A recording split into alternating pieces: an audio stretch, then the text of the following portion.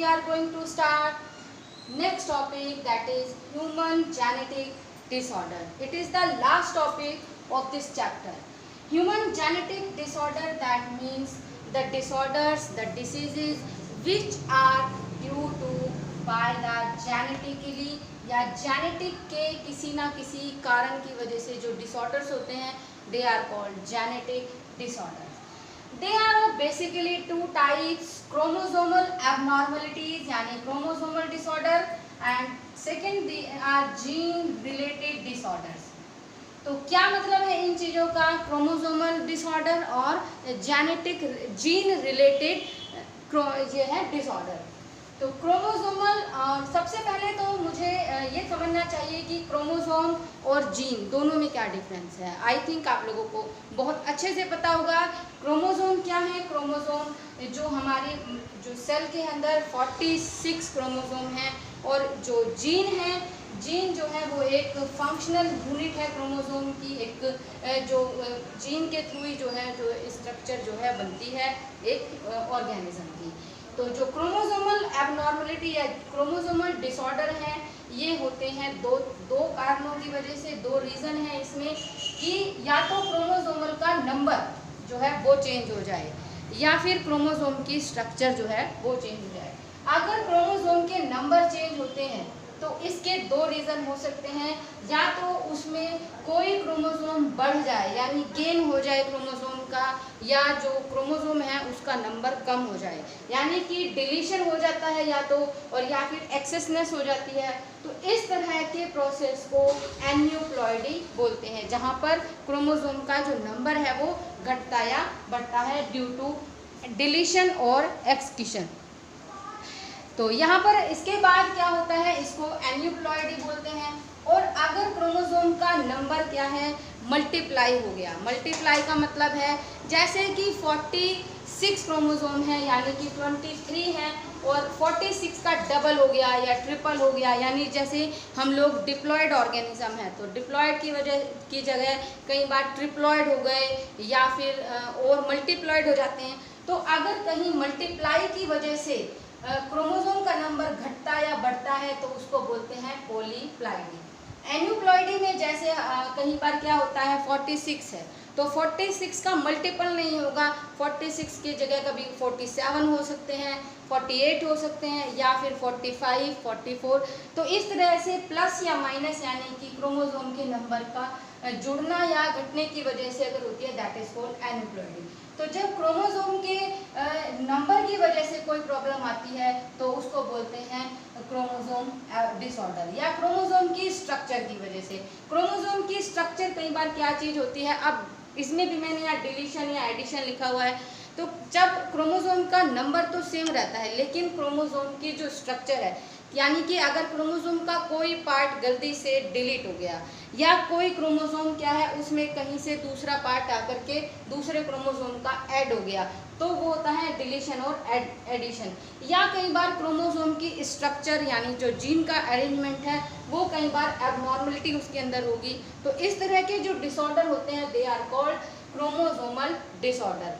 तो chromosomal disorder हो या जीन रिलेटेड डिसऑर्डर हो, both are of two type, dominant and recessive. तो चाहे क्रोमोसोम कोई भी डिसऑर्डर है वो डोमिनेंट भी हो सकता है और वो रिसेसिव भी हो सकता है. तो क्रोमोसोमल जो डिसऑर्डर्स हैं या क्रोमोसोमल एबनॉर्मलिटीज हैं basically are of two types.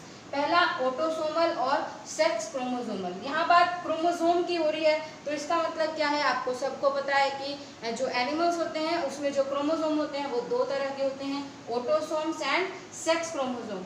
Autosomes जो कि सेक्स क्रोमोसोम से अलग है यानी कि जो बॉडी के और फिजियोलॉजी और स्ट्रक्चर के लिए रेस्पॉन्सिबल होते हैं, और सेक्स क्रोमोसोम होते हैं जो कि एनिमल का यानी कि जो ऑर्गेनिज्म का सेक्स डिटरमाइन करते हैं कि मेल होगा या फीमेल होगा. तो ये सेक्स डिटर्मिनेशन का टॉपिक हमने प्रीवियस वीडियो में पढ़ा था. अगर ऑटोसोमल होगा डिसीज तो यहाँ पर भी क्या होता है, ऑटोसोमल में भी डोमिनेंट या रिसेसिव हो सकते हैं. तो ऑटोसोमल में मैंने कुछ एग्जांपल लिखे हैं जैसे डाउन सिंड्रोम है, एडवर्ड सिंड्रोम है, पटाउ सिंड्रोम है, क्राइडू चेट सिंड्रोम है, और माइलोजीनियस ल्यूकेमिया जो है ये सिंड्रोम आते हैं जो ऑटोसोमल क्रोमोसोमल डिसऑर्डर में हैं। तो इसमें से केवल हमारे सिलेबस में केवल एक ही जो है सिंड्रोम है, दैट इज डाउन सिंड्रोम।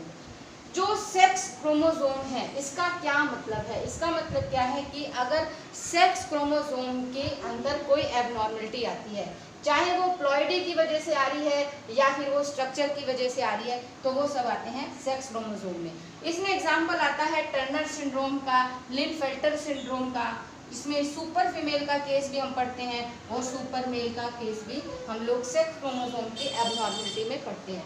तो यहाँ पर हमारे सिलेबस में जो है वो सिर्फ 2 सिंड्रोम हैं, जिसका नाम है टर्नर सिंड्रोम और क्लिनफिल्टर सिंड्रोम। तो क्लिनफिल्टर से इस तरह के जो ये है टॉपिक, ये आज तो सिर्फ मैंने आपको क्लासिफिकेशन समझाने के लिए ये वीडियो बनाई है, और मैं इसके बाद जैसे 1 बाय 1 जो है ये सिंड्रोम डिटेल में हम लोग पढ़ने वाले हैं।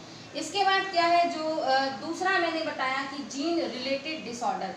जीन रिलेटेड डिसऑर्डर का मतलब आता है कि जब जीन रिलेटेड डिसऑर्डर का मतलब आप ये म्यूटेशन से भी लगा सकते हो, यानी कि इनकी कोई प्रेडिक्शन नहीं है, कभी भी किसी वक्त इसमें क्या हो सकता है। तो क्या होता है, कई बार जो जीन की स्ट्रक्चर है, वो जो जीन है उसमें कई बार चेंजेस आ जाते हैं, सडन चेंजेस आ जाते हैं, तो उसको म्यूटेशन बोलते हैं।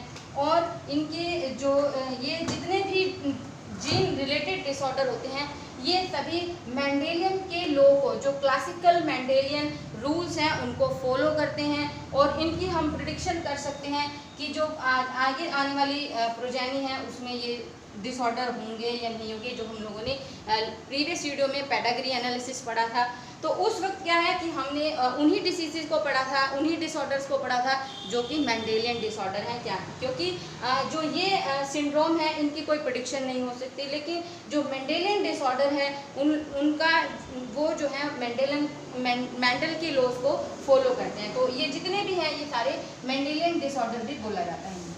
तो जैसे ये 2 टाइप्स के थे, ऑटोसोमल एंड सेक्स क्रोमोसोमल, तो ये भी 2 तरह के हैं, autosomal and sex chromosomal. Autosomal जैसे यहाँ पर था डोमिनेंट एंड रिसेसिव, तो यहाँ पर मैंने क्लियर नहीं लिखा कि डोमिनेंट कौन है और रिसेसिव कौन है। यहाँ पर हमने लिखा है ऑटोसोमल, और ऑटोसोमल में डोमिनेंट और रिसेसिव। ये मैंने कुछ एग्जांपल्स यहाँ पर लिखे हैं। तो डोमिनेंट जीन रिलेटेड यानी डोमिनेंट मेंडेलियन डिसऑर्डर में आता है अकॉन्ड्रोप्लेशिया और पॉलीडेक्टाइली और हंटिंगटन्स चोरिया और alkaptonuria, phenylketonuria, albinism, sickle cell anaemia, thalassaemia. और ये तो जो इनमें से जो 2 हैं ये हम लोगों के सिलेबस में है, सिकल सेल एनीमिया और थैलेसीमिया। तो ये थे, ये रिसेसिव हैं और ये क्या है, डोमिनेंट है। और सेक्स क्रोमोसोम फिर 2 तरह के हुए, एक तो वो जो डिसऑर्डर एक्स लिंक्ड है, क्योंकि 2 तरह के क्रोमोसोम होते हैं सेक्स में, एक्स और वाई। तो जो एक्स लिंक्ड यानी कि इनका जो डिसऑर्डर है ये एक्स लिंक्ड है, एक्स क्रोमोसोम पर इनकी लिंक्ड है, तो इसमें आता है haemophilia, colour blindness and night blindness. और वाई लिंक्ड यानी कि जो वाई के थ्रू आगे ट्रांसमिट होगा, तो उसमें एग्जांपल आता है हाइपोट्राइकोसिस। हमारे सिलेबस में यहाँ पर 2 ही हैं एक्स लिंक्ड में, haemophilia and colour blindness. I hope आप लोगों को इसका क्लासिफिकेशन बहुत अच्छे से समझ में आ गया होगा, क्योंकि बहुत बार हम लोगों को समझ में ही नहीं आता कि हम लोग कौन सा डिसऑर्डर किसके अंडर पढ़ रहे हैं। तो एक बार इस क्लासिफिकेशन को बहुत अच्छे से समझना है, और उसके बाद हम लोग जो नेक्स्ट 1 बाय 1 जो है सिंड्रोम को पढ़ेंगे, जैसे डाउन सिंड्रोम है, टर्नर सिंड्रोम है। तो thank you and have a nice day and